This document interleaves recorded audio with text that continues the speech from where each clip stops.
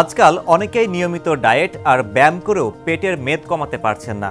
এর একটি মূল কারণ হতে পারে কর্টিসল বেলি, যা মানসিক চাপজনিত হরমোন কর্টিসলের কারণে পেটে জমে থাকা এক ধরনের চর্বি। কর্টিসল একটি স্ট্রেস হরমোন। যখন আমরা দীর্ঘ সময় চাপের মধ্যে থাকি, শরীরে কর্টিসলের মাত্রা বেড়ে যায়। এর প্রভাব পড়ে বিপাক ক্রিয়ায়। শরীর তখন শক্তি সঞ্চয়ের অংশ হিসেবে পেটে চর্বি জমাতে শুরু করে। এই ফ্যাট সাধারণত পেটের উপরের অংশে জমে এবং অনেক সময় এটি শক্ত ধরনের হয়।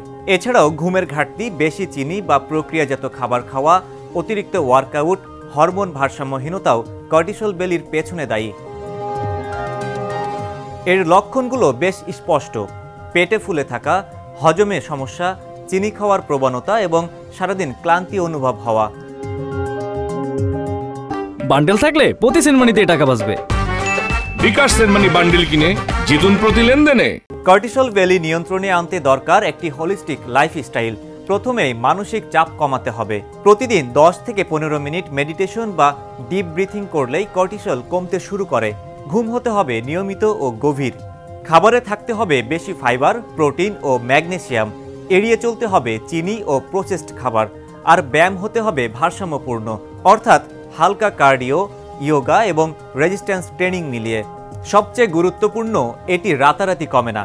ধৈর্য নিয়ে নিজের শরীরের যত্ন নিলে কর্টিসল বেলি কমানো একেবারেই সম্ভব। হাসানুর আরিফিন, সমকাল।